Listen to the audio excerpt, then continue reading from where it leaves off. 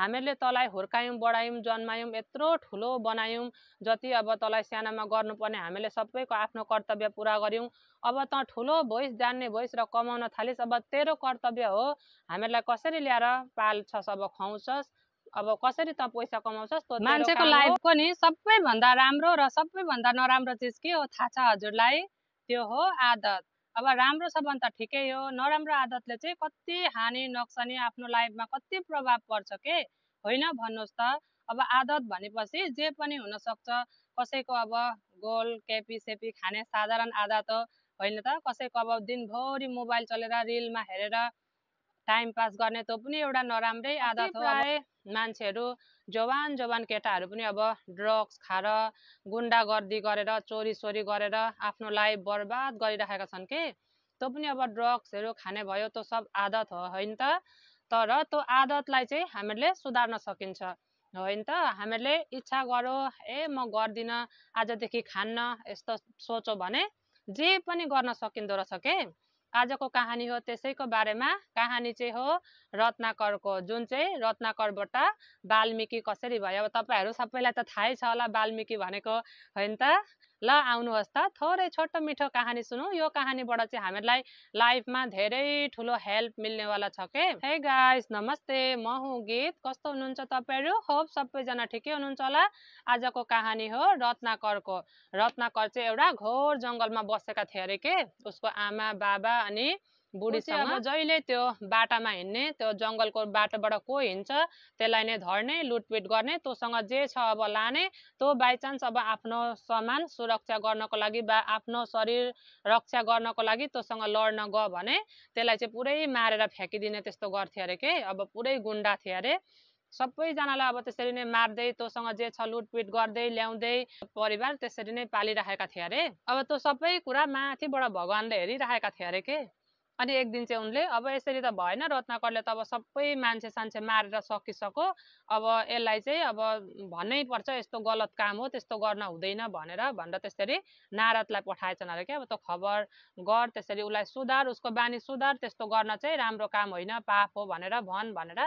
अनि त्यसरी नै अब नारद आएछन् अरे अनि नारदलाई देख्ने साथ अब रत्नाकर त पुरा ठुल्ठुला आँखा पारेर अब गुन्डा होइन त लुटपिट गर्नुपर्ने भनेर ऊ चाहिँ अब गइहालेछन् अरे पुरै हमला गर्न एटेक गर्नलाई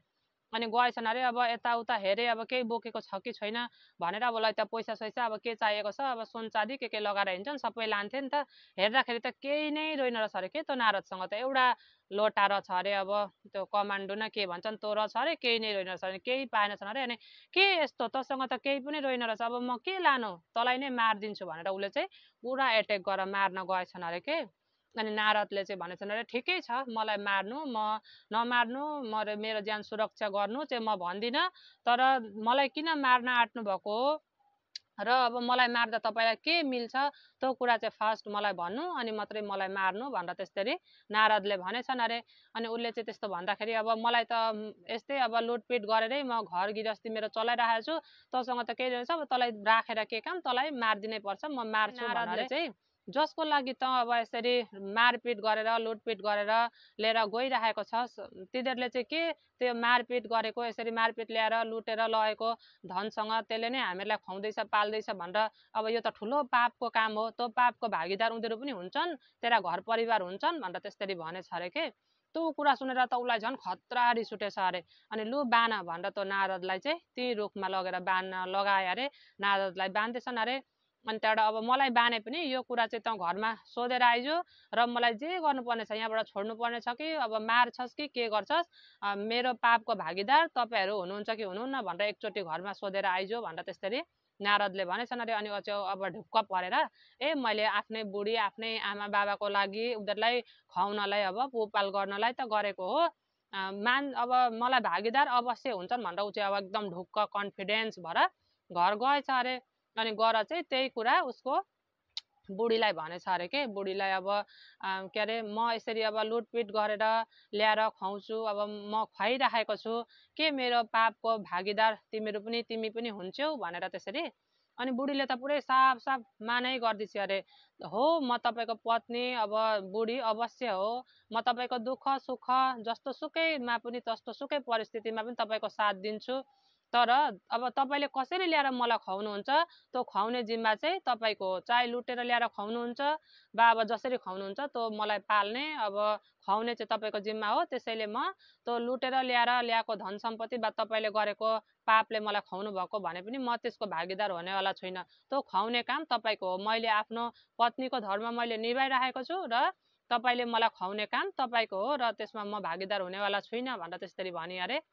अनि त्यस्तो बुढीको कुरा सुनेर उसलाई अलिक अब कस्तो निराश लाग्यो अरे कि फेरि गएर त्यही कुरा उसको बाबालाई भन्यो अरे। अब बाबा आमा दुईजनालाई भन्यो अरे के बाबा अब म यसरी लुटेर पिटेर ल्याएर त्यो जे ल्याउँछु तपाईँहरूकै लागि त ल्याउँछु के तपाईँ अब मेरो त्यस्तो पापमा भागीदार बन्नुहुन्छ भनेर त्यसरी सोध्यो अरे कि हामीहरूले तँलाई हुर्कायौँ बढायौँ जन्मायौँ यत्रो ठुलो बनायौँ जति अब तँलाई सानामा गर्नुपर्ने हामीले सबैको आफ्नो कर्तव्य पुरा गऱ्यौँ। अब तँ ठुलो भइस् जान्ने भइस् र कमाउन थालिस् अब तेरो कर्तव्य हो हामीहरूलाई कसरी ल्याएर पाल्छस् अब खुवाउँछस् अब कसरी तँ पैसा कमाउँछस् त्यो तेरो काम हो त्यसमा हामीहरू भागीदार हुन्नौँ भन्यो अरे कि त्यो सुनेर त पुरा उसलाई त एकदमबाट पुरै आकाश जमिनमा गिरे जस्तै लाग्यो अरे। पुरै यत्रो दिन उसले पाप गरेका त थिए नि त अब त्यत्रो मान्छे मार लुटेर पिटेर त्यही बुढी आमाको लागि ल्याएका थिए तर उनीहरूले त्यस्तो भने अरे कि अब बाबाको बुढीको कुरा पनि ठिकै हो। अब छोराले के गरेर ल्याएर खुवाउँछ त्यो त छोराको कर्तव्य हो नि त चाहे राम्रो गरोस् चाहे नगरोस् अब त्यो त उनीहरू त्यसको भागीदार त हुँदैनन् ठिकै भने अब। अनि ऊ चाहिँ पुरा कस्तो निराश लाग्यो अरे। अनि आएर अब त्यही कुरा नारदलाई भनेछ अरे। अनि यसरी अब मलाई परिवारले साथ दिएनन् मैले यस्तो गरेँ भने भनेर कस्तो लागेछ अरे कि अनि त्यहाँदेखि चाहिँ ऊ घर आउँदै आएनछन् अरे। ठुलो रुखको तल तपस्या गर्दै ओर्दै बसेछन् अरे। पछाडि अब के को एउटा पुगले गरेर यो सबै अङ्ग नै हातको एक साइडकै लगिसकेको थियो अरे। अनि त्यति बेला चाहिँ रामले अब उसको पापको उसलाई पश्चाताप भयो त्यस्तो गरे अब ऊ सुध्रिन खोज्दैछन् होइन त गुन्डाबाट अब ऊ त्यस्तो भइसके भनेर चाहिँ उसलाई फेरि पुनर्जन्म दिए अरे कि अनि उनले चाहिँ अब त्यतिकैमा त्यस्तो रत्नाकर जस्तो मान्छे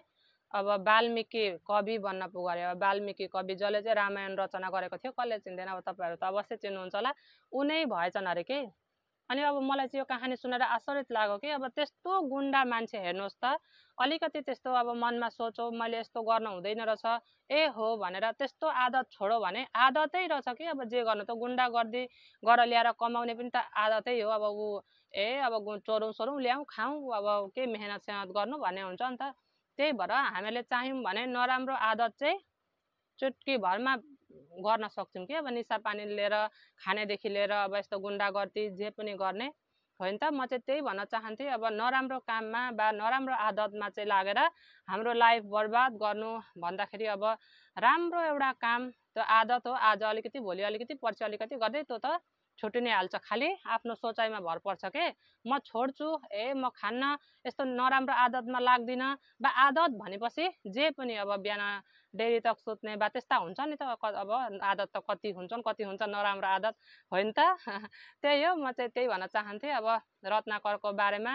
सुनेर अब अहो त्यस्तो गुन्डा पो रहेछन् है वाल्मिकी त त्यत्रो कवि त्यस्ता पो थिए रहेछन् पहिला भने जस्तो लाग्यो सक भए। अनि त्यस्तो कवि त अब त्यस्तो त मान्छे सुध्रेर कवि बन्न सक्छन् भने जे पनि गर्न सकिने रहेछ भन्ने खालको भयो र सेयर गरेँ। कस्तो लाग्यो होला कहानी राम्रो लाग्यो भने प्लिज भिडियोलाई सेयर गर्नु र तपाईँहरू पनि आजैबाट नराम्रो केही आदत छ भने सुधार्ने